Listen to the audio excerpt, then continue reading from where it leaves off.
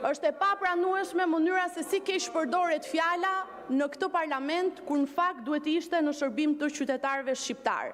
E kam qartë që për opozitën nuk është shumë e rëndësishme kjo gjë, se nuk kanë si të justifikojnë humbjen madhështore që morën në 11 maj, por për të gjithë ne deputetët e majorancës kemi për detyrë që t'i shërbejmë çdo qytetari që na dha ato 83 mandate në 11 maj, e patjetër do kujdesemi edhe për qytetarët që votuan ju se i keni lënë mes rrugës.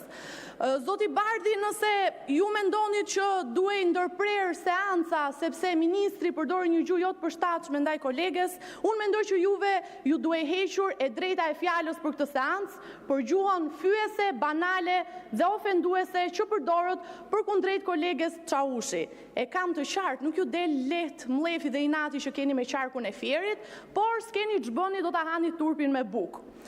Të nderuar koleg deputet, projekt ligji për aderimin e Republikës së Shqipërisë në traktatin e Marrakeshit përfaqëson një nga hapat më domethënës që Shqipëria ka ndërmarrë në drejtim të drejtave të njeriut dhe përfshirje sociale. Erdhe sa e gjove emrin, hajde ulët, mbaroj unë dhe fol pastaj.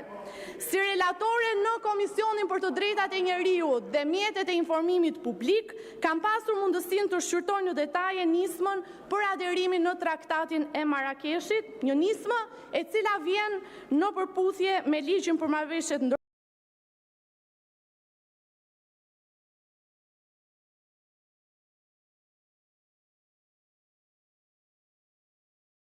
në shikim dhe personave me vështirësi në lexim, qasje të barabartë në dije, arsim, kulturë dhe informacion.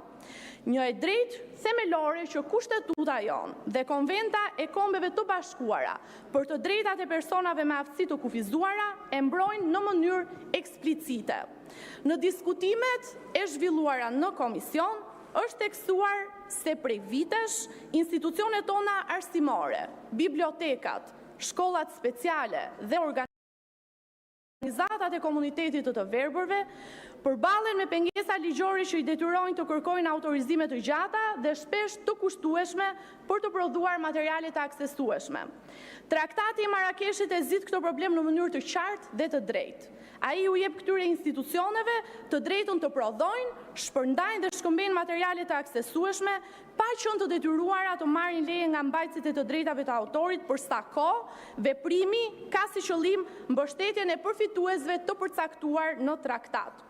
Kjo përputhet plotësisht me përjashtimet tashmë të parashikuara në ligjin shqiptar numër 35 të vitit 2016 për të drejtat e autorit dhe të drejtat të tjera të lidhura me to, i cili pas ndryshimeve të vitit 2022 është parafruar me direktivën 2017-1564 të Bashkimit Evropian. Aderimi në këtë traktat i jep vendit tonë mundësi reale për shkëmbim ndërkufitar të librave të aksesueshëm, duke hapur dyert drejt katalogut të Accessible Books Consortium me mbi 870.000 tituj në më shumë se 80 gjuhë. Për herë të parë, nxënësit, studentët, profesionistët me vështirësi në lexim do të kenë akses të menjëhershëm në materiale të standardizuara, pa u detyruar të presin prodhimin e librave të rinj, pa kosto shtesë dhe pa vonesa. Kjo nuk është vetëm çështje teknike, por çështje dinjiteti dhe edukimi.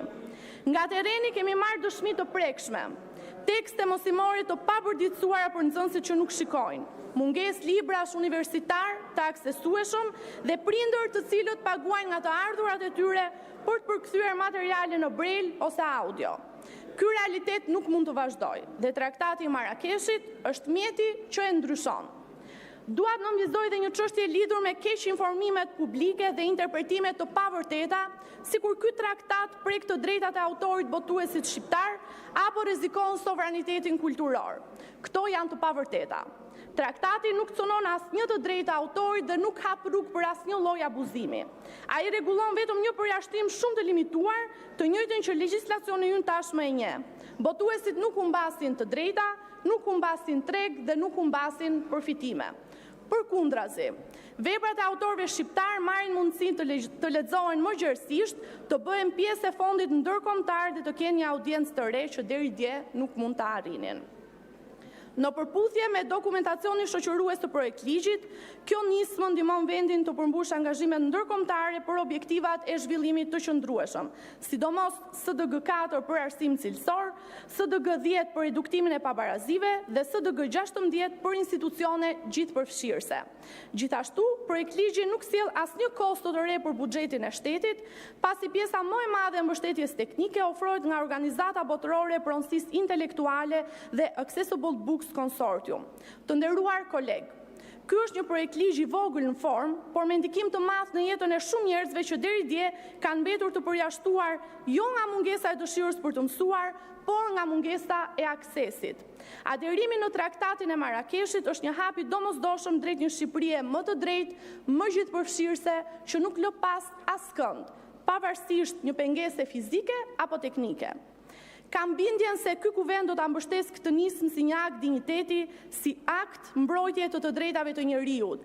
Dhe në Komisionin për të drejtat e njeriut dhe mjetet e informimit publik, si rrallë herë opozita dhe majoranca ranë dakord në një pikë, shpresoj që edhe sot opozita ta votojë këtë projekt ligj, duke i dhënë mundësi të gjithë personave me vështirësi në lexim që të kenë një akses më të lartë në tekstet e votuara.